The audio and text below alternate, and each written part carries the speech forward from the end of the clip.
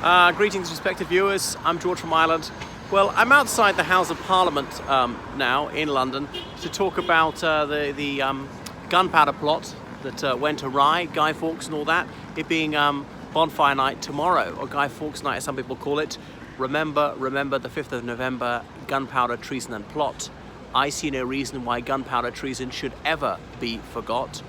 So anyway, this nearest part of the complex of buildings, which is the House of Parliament, that's called Westminster Hall, dates back to about 1100, built by King William Rufus.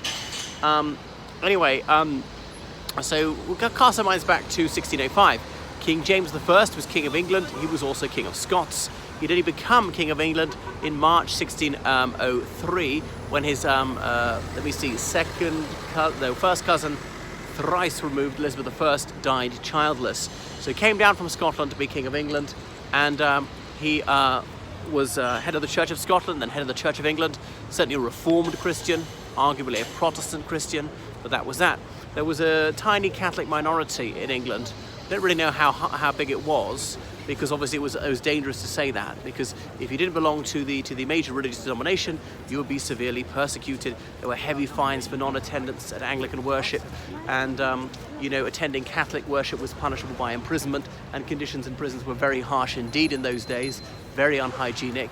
You weren't guaranteed food or anything like that, and you'd be in there with real criminals who could be beaten up. Men and women had to share cells, typically 20 men and 1 woman in a cell. I think you can imagine what the men were going to do to her, and blah, blah, blah. And a Catholic priest could be executed here, and that was that. But people say that James I, he was sending messages sort of secretly to the Pope saying, oh, well, maybe I'll come back to Catholicism, don't be too hard on me. We're not so sure about that. He'd ended the war against Spain after 20 years. Obviously, it was been started long before he became King of England. The Treaty of Hampton Court, that was that. In Ireland, things were calmed down because he gave us a fairly generous settlement and amnesty. Many of us had rebelled, Catholics had rebelled against him, against his predecessor, Elizabeth I, taking Spanish help. So here in England, the Catholic minority wanted to overthrow him and bring back Catholicism. Roman Catholicism, the only true form of Christianity, so Catholics would hold. Of course, Protestants would maintain the opposite. And the idea was to kill him and put Lady Arabella Stuart on the throne. She was only 12, and she could effectively be a puppet of the Catholic minority. So the Catholic minority, were they 1% of the population? Were they 5%? 5% is about the highest estimate. How on earth, even if there were 5%, will you defeat 95% of the population? Well, most people are callow, don't have strongly held beliefs, and will just do what they're told, keep their head below the parapet. Put it this way, when the Reformation came in England in the 1530s, they abolished the Catholic Church and set up the Church of England. Well, they were almost all the same personnel. 9 out of 10 Catholic priests said, okay, I'm an Anglican priest now. Only a few refused to serve and just lost their jobs, or indeed were punished, were willing to suffer, go to prison, or indeed be executed. It's a tiny, tiny number are actually willing to die for their faith, even in a very spiritual age. So when it comes to making a real sacrifice to your faith, not a lot of people are willing to do it. What's the next thing about this? And that was the plan. That was how the Catholic minority could succeed. And there were various recusant families that they refused to recant. They wouldn't recant Roman Catholicism, and said that the king could not be the head of the church, and the church is obviously being exploited. The true church is being persecuted. Priests killed in the most barbarous fashion, and a false religion is being taught. Obviously, the dissolution of the monasteries have been terrible vandalism in the 1530s. Even if you approve of the Reformation, you realise a lot of it was just simply motivated by arrogance, by greed and so forth, and not by any high-minded spiritual purpose. So the plotters, they were often from families in the West Midlands of England, and one of them was Guy Fawkes, who came from York. He was a Catholic. He'd gone to the Netherlands to fight against the Dutch revolt during the Spanish army. He was an Englishman, but joined the Spanish army because he saw them as the mightiest Catholic forces. Indeed they were. And the King of Spain was indeed honoured by the Bishop of Rome and given the title His Most Catholic Majesty, a title they used to use until the 1970s. But so Guy Fawkes came back here, so various plotters were in on the conspiracy. The way they would win is by really decapitating the state. There was 1 hour a year in which every leader of the country was in the same room. And if you could blow up that room, you would kill the king, the queen, the princes, the princesses, the judges, all the aristocracy, every member of parliament, all the generals, all the admirals, just almost anyone significant, in which case overthrowing the state would actually be fairly simple. The state would be just left reeling and rudderless. So that was the plan. Anyway, so in late 1605, they rented a house near here. I'm not quite sure of its location. They had a cellar. From the cellar, they dug a tunnel under the Houses of Parliament. The House of Parliament from that time no longer exists. It burnt down in 1834. The old St Stephen's Chapel, which is used as Parliament building. This is Westminster Hall, this bit right in front of me here. And this is where the trial of Guy Fawkes and his co-conspirators took place. But anyway, they got barrels of gunpowder. Where did they get them from?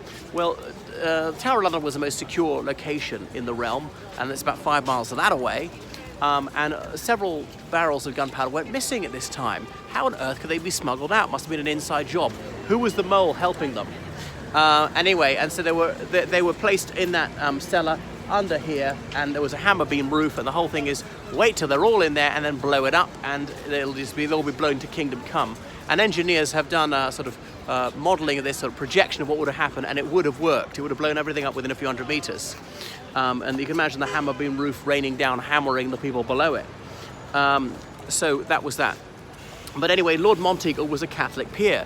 Even though he was a Roman Catholic, he wasn't imprisoned, because some Catholics with good connections had managed to get away with practicing Catholicism. You know, the authorities were not raiding their houses trying to find a priest hole, as in where a Catholic priest would be hiding out to give these people their blessed sacraments. This was not an era of equality, not an era of religious liberty.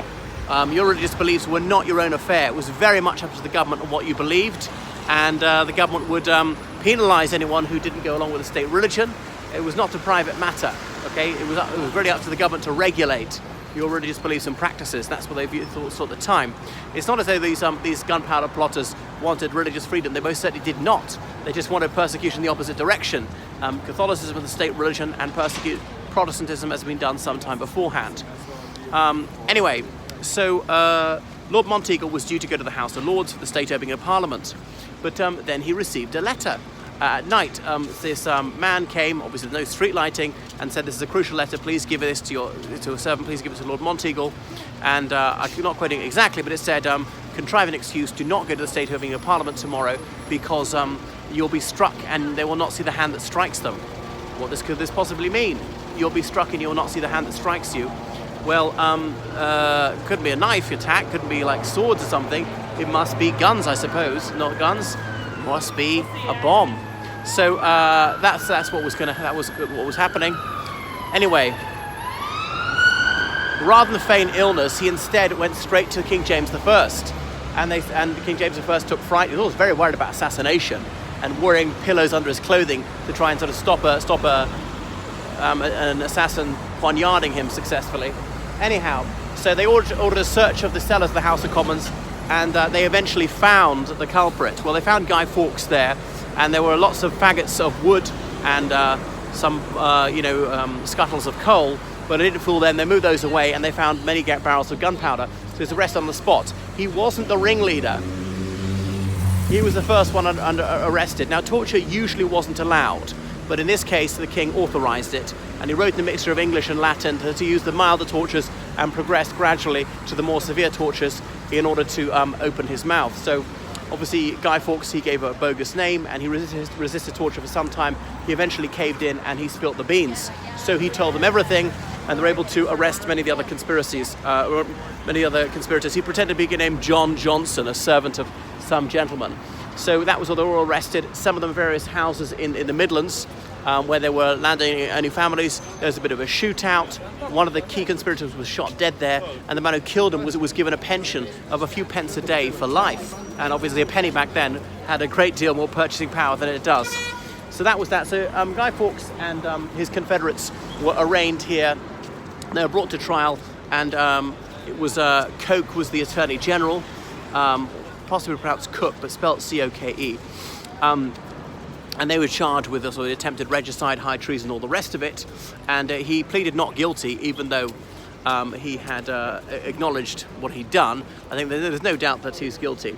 Or is there? You could read the Gunpowder Plot by Lady Antonia Fraser, which she wrote in the 1960s, and she claims that there was no gunpowder plot. The whole thing was cooked up by the spy master of James I and others, that really they were agents provocateurs, they were double agents. Some of the people in the plot were actually government spies, well, that's true, and the government spies invented the whole plot and lured people into it to winkle out any would-be dissenters and things like that. Or was there no plot at all and they just arrested innocent Catholics and tortured them into making false confessions, and that was that? Because suddenly James I, who wasn't terribly popular, became incredibly popular. It justified a new wave of anti-Catholic hysteria and persecution and all the rest of it.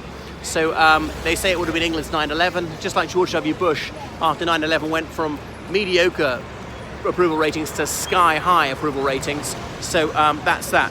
So they were tried here, and then they were executed at the end of January 1606, and they were executed very close to here. So they were sentenced to be hanged, drawn, and quartered, the most agonizing form of execution. Remember in those days that the death penalty was a banality. People were regularly turned off, hanged by the slow drop, as in left to strangle for up to 20 minutes. It was absolutely gruesome. People could be executed for what we now consider petty offences, what we now consider like shoplifting, grand larceny, so that they would be hanged lightly, not to kill them, just strangle for a minute or two to cause them great discomfort and anxiety, and then drawn and dragged through the streets, and they'll be dragged head first, as in because their crime had been retrograde to nature. That was the rationale behind that one. But they're on a hurdle, as in an animal skin, so they wouldn't be too badly injured as they were dragged along the rough streets. It was all cobblestone, because if they bumped their head too much or they cut themselves too much, they might die early, and people, they didn't want that. They wanted to put on a good spectacle of killing the most sadistic possible ritualistic manner they could devise. So it was barbaric, I think we now agree. Even if you approve the death penalty, I think very few people would approve of this. Sorry, where was I? They then decided they would have their guts cut open and their intestines taken out, their genitals cut off, burned in front of them, and then their limbs hacked off one by one. And now the blood loss and the shock of that would have meant they would have passed out, not died pretty quick. And then finally the head chopped off. Well, Guy Fawkes was very badly injured from all the torture he'd suffered of his couple of months in prison, and he had to be helped by the hangman to climb up to the scaffold. But luckily for Guy Fawkes, he managed to effect a large jump, and it broke his neck like a twig, so he seems to have died instantaneously and been spared the rest of the agony, to the great disappointment of the crowd, because they'd hang them one by one, okay? So that they'll really stretch out the entertainment, and obviously a huge baying mob would be cheering to see all these guys in their last suffering.